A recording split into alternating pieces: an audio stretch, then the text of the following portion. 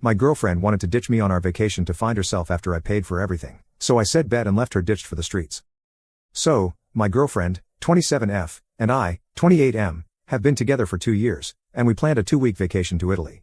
I paid for the flights, hotels, everything, because I make more than she does, and I wanted it to be a stress-free trip for both of us. Everything was great, that is, until the last day when she tells me she wants to stay longer to find herself and wants to think about our relationship without me. She didn't discuss this with me beforehand, and it completely blindsided me. I was hurt and told her that if she feels she needs time alone, then she should also be financially independent during this extension of her trip. I said I wouldn't be paying for her new return ticket whenever she decides to come back.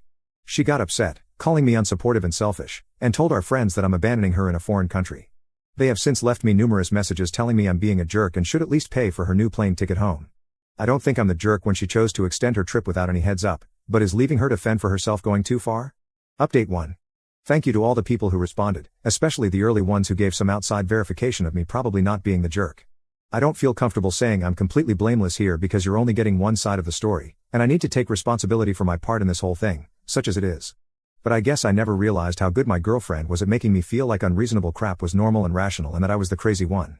So, anyways, here's the update. We're both back in America now, and she's packing her stuff to go stay with her family for a bit until she can find a new place. Soon after I posted, it was time to go to the airport, and so I did, without her.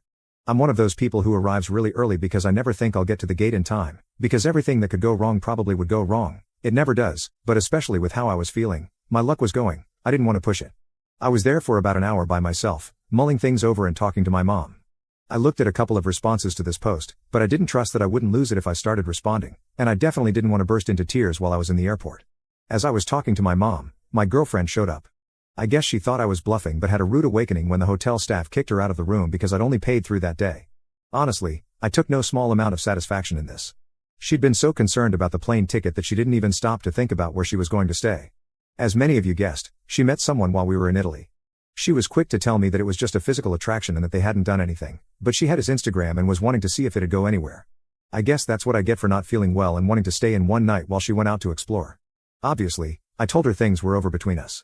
Even though she tried to make it sound like nothing had happened, the fact remains that, 1, I couldn't feel like I could trust her when she said that, and 2, I don't really want to be with someone who feels like it's okay to still keep her options open when she's been in a monogamous relationship for the past 2 years.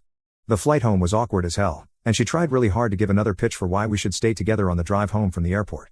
I think, as we got closer to home, reality started setting in, and she realized she'd just thrown a lot away.